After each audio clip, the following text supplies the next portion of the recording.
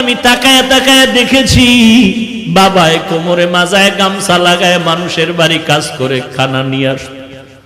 এমনও ঈদের দিন গেছে একটা নতুন জামা আমার বাবাই দিতে পারে না। মাঝে মাঝে তাকায় দেখতাম আমার মায়ের কাছে বাবায় বসে বসে কান্না করে। আমি বলতাম, রে ও মা, বাবায় কেন কাঁদলো? মা বলতো, তোরে একটা জামা দিতে পারে নাই, দুঃখে তোর বাবায় কান্না করেছে। এমন কষ্টের জীবন বাড়ায়া তোমার ঘরে আসছি। জানির কারি সাহেব আজকে আল্লাহর কাছে দোয়া করে গেলেন, কিন্তু দেখে যেতে পারলেন না যে হাফিজুর রহমান কেমন হয়ে গেল।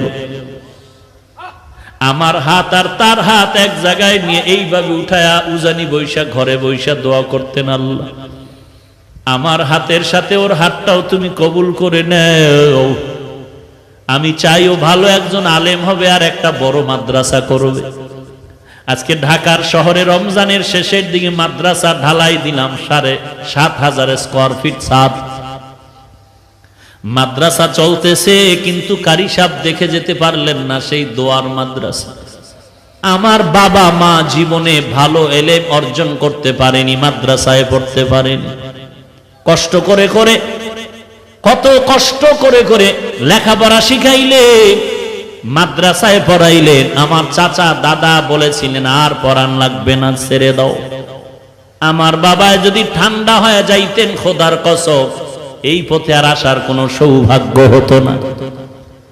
উজানির জমিনে ঘুমন্ত কারি ইব্রাহিম রহমাতুল্লাহ আলাইহির 11 সন্তানের ছোট সন্তান কারি মঞ্জুর আহমদ রহমাতুল্লাহ আলাইহি আমার আব্বাকে এত ভালোবাসতেন। আমাদের বাড়িতে শত শতবার গিয়েছেন সেই কুয়াকাটা। একদিন কয়, সন্তানটারে আমার হাতে দাও। ঢাকা আসার পরে আমাকে নিয়ে আসলেন কচুয়া মাদ্রাসার ভেতরে। আর ওই উজানির কারি ইব্রাহিম রহমাতুল্লাহ আলাইহির কবরের কিনারায় গিয়া 11তম সন্তান গিয়া আমার আব্বার হাতটা ধরে নিয়ে বলতেন, আব্বা জান, কুয়াকাটার একজন গরিব মানুষ আপনার দরজায় দাঁড়ানো আছে। এই গরিব মানুষটা বড় মুখলেস মানুষ, বড় তাকওয়াওয়ালা মানুষ। আপনার মোহাব্বতের বান্দা। বাচ্চার মতো যেমন বাবার কাছে আবদার করে এমন আবদার করে, আব্বা জান, বাবা জান, এই গরিব মানুষটার সে কবর জিয়ারত করে, আল্লাহর কাছে একটু দোয়া করবেন, আল্লাহর কাছে বলবেন। আব্বা জান এখনো বলেন আর মাঝে মাঝে কান্না করেন। উজানির কারি মঞ্জুর আহমদ রহমাতুল্লাহ আলাইহি, যিনি চরমনায়ের বছরে 2 বার মাহফিলের স্টেজে সূরা হাশরের শেষ 3 আয়াত তেলাওয়াত করতেন, যার তেলাওয়াত এখনো ক্যাসেটে শুনলে চোখের পানি ধরে রাখা যায় না। এর নবীর উম্মতের দল। গাছ একদিনে বড় হয় না, আস্তে আস্তে বড় হয়। মানুষ একদিনে ভালো হতে পারে না। জানির কারি সাহেব কারি মঞ্জুর আহমদ 11 জন সন্তানের সর্বশেষ সন্তান। আমার মনে আছে বারবার আমাকে নিয়ে দোয়া করতেন, আল্লাহ ওই কুয়াকাটার সন্তানের নিয়ে আসলাম, তুমি তার একজন ভালো আলেম বানায় দাও আল্লাহ। আজকে আল্লাহর কাছে দোয়া করে গেলেন, কিন্তু দেখে যেতে পারলেন না যে হাফিজুর রহমান কেমন হয়ে গেল। আমার হাত আর তার হাত এক জায়গায় নিয়ে এইভাবে উঠায়া উজানি বৈশা ঘরে বৈশা দোয়া করতেন, আল্লাহ আমার হাতের সাথে ওর হাতটাও তুমি কবুল করে নেও। আমি চাই ও ভালো একজন আলেম হবে আর একটা বড় মাদ্রাসা করবে। আজকে ঢাকার শহরে রমজানের শেষের দিকে মাদ্রাসা ঢালাই দিলাম 7,500 স্কয়ার ফিট ছাদ। মাদ্রাসা চলতেছে, কিন্তু কারি সাহেব দেখে যেতে পারলেন না সেই দোয়ার মাদ্রাসা। জায়গা নাই, 2-3 বছর ধরে বাইতুল্লাহর গিলাফ ধরে ধরে কানলাম, আল্লাহ একটা জায়গার ব্যবস্থা করে দাও। 3টা বিল্ডিং ভাড়া চলতেছে। অল্প অল্প টাকা দিয়া 11 কাঠা জায়গা বানা করলাম। 2-3 বছর লাগায় টাকা শেষ করতে পারি না। যাদের থেকে বায়না করলাম, বললাম ভাই, যেই টাকা দেওয়া হয়েছে এই পরিমাণ জায়গা দিয়ে দেন, আমরা টিনের ঘর করে ওখানে যাই, ভাড়া টাকা দেওয়ার সুযোগ নেই। পরামর্শে যখন সিদ্ধান্ত হলো আমাদেরকে দলিল দিবে, আমরা বাউন্ডারি ওয়াল করতে শুরু করলাম। 6 কাঠা জায়গা পাইলাম আর 6.5-7 কাঠা জায়গা পাইলাম না একই প্লটে। যখন বাউন্ডারি করতেছি জানি না আল্লাহর কুদরত, আল্লাহর কুদরত। একটা যুবক ছেলে আইসা আসরের নামাজের সময় নামাজ পড়ে আমি মাদ্রাসার বাউন্ডারির পাশে বসে আছি। মোলাকাত করলো, আমার এক বন্ধু নিয়ে আসলো, বলে হুজুর এই যুবক আপনার পাগল। বলে হুজুর আমি 16টা বছর ঢাকার বারান্দায় বারান্দায় কাজ করছি আর ঘুমাইছি, কত কষ্ট করেছি। আল্লাহ তাআলা এই দিনের পথে আনছে, আমি আপনাকে দেখার বড় পাগল। 2000 সাল থেকে আল্লাহ আমাকে হেদায়েতের পথে আনছে বয়ানের মাধ্যমে। আমি 40 লাখ টাকা দিয়ে একটা মসজিদ বানাইছি, আপনি জুমা পড়ায় একটু আমার উদ্বোধন করে দিবেন। কথায় কথায় বলে হুজুর এই বাউন্ডারি কিসের? আমি বললাম এটা একটা মাদ্রাসা হচ্ছে, এত কম জায়গা কেন? আমি বললাম পুরাটাই ছিল, টাকা নাই। আল্লাহর বান্দা বলে হুজুর জায়গা লাগে 3 কাঠা নিয়ে নেন, আমি টাকার ব্যবস্থা করে দিচ্ছি। আল্লাহর কাছে তখন শুকর আদায় করলাম, রে মালিক বাইতুল্লাহর দোয়া তুমি খালি ফিরাইয়া দাও নাই। না হয় এই যুবকের আমি জীবনে দেখি নাই, যুবক আমারে দেখে নাই, কোথা থেকে তুমি কুদরতি ভাবে নিয়ে আসছো। এই রমাজানে ছাদ ডালাই দিব, টাকা নাই, কত কিছু দরকার, 700-800 বস্তা সিমেন্ট লাগবে, রড লাগবে, ইট লাগবে, 42,000। কি করব? আমি একটা ইফতারের অনুষ্ঠান করে সবাইকে বললাম মাদ্রাসার এই হালাত দোয়া করবেন। এক বন্ধু বলে হুজুর সিমেন্ট যা লাগবে আমি একা পাঠিয়ে দিচ্ছি ট্রাকে, আগামী কালকের থেকে 750 বস্তা সিমেন্ট পাঠিয়ে দিলেন। আর এক আল্লাহর বান্দা বলে হুজুর আমি ট্রাকে আপনার 42,000 ইট আমি পাঠিয়ে দিচ্ছি। রডের ব্যবস্থা নাই, এক আল্লাহর বান্দা রড দিলেন, কিছু আর এক বান্দা দিলেন। এরকম হতে হতে কাজ হয়ে গেল। দিনের কাজ এরকম বেজে থাকে না যদি ইখলাস নিয়ে চলা যায়। আল্লাহর অভাব নাই, বান্দার অভাব আছে, আমার মাওলার দরবারে অভাব নাই। বান্দার কাছে যতবার বলো স্যার কিছু দেন, কিছু দেন, তুমি আমার আল্লাহর কাছে যদি একবার চাইতে এত চাওয়া লাগতো না, পেয়ে যাইতা। এরে পর্দার আড়ালের মা, তুমিও মা, খাজা মঈনুদ্দিন চিশতি আজমিরির মাও মা,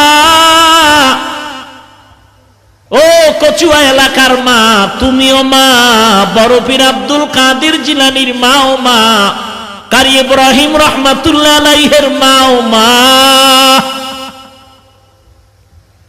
মনটা কি চায় না তুমি একজন কোরআনওয়ালার মা বাবা হয় কবরে যাও? দুনিয়াটা কিছুই না রে মা। আজকে তোমারে মার্কেটে না নিলে স্বামীর সাথে ঝগড়া করো, মন মতো চাহিদা পূরণ না করলে ঝগড়া করো। এক বক্তা সাহেব বয়ানে বলে মহিলারা এত বেপরদায় চলে কেন? মসজিদে ঢুকতে না দেওয়ার কারণে।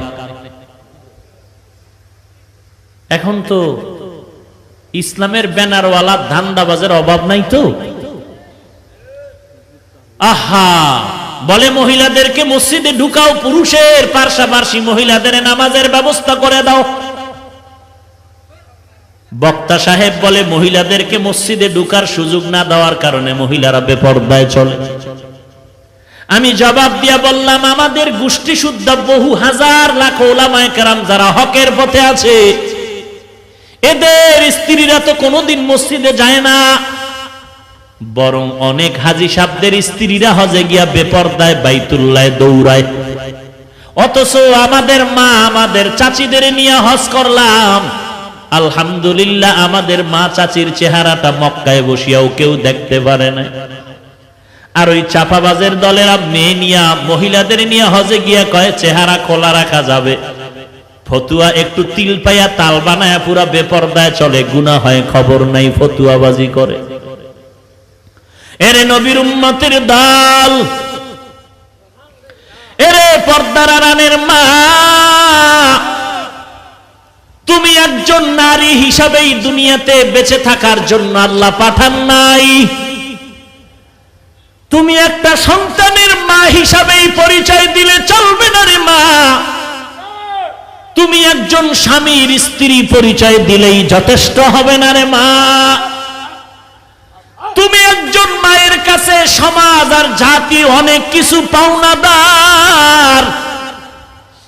তুমি মায়ের কাছে জাতি চায় একটা আলোকিত সন্তান, তুমি মায়ের কাছে জাতির আশা হলো আলোকিত একটা সমাজ। তুমি মায়ের কাছে জাতির আশা আলোকিত একটি পরিবার।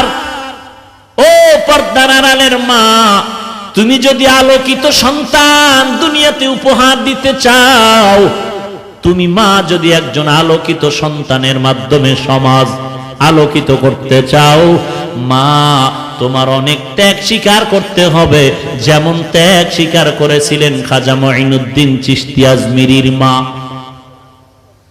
কেমন ত্যাগ স্বীকার করেছিলেন খাজা মঈনুদ্দিনের মা, যেই খাজা মঈনুদ্দিনের খেদমতে ভারতের মধ্যে লক্ষ লক্ষ বিধর্মীরা কালেমা পড়েছে।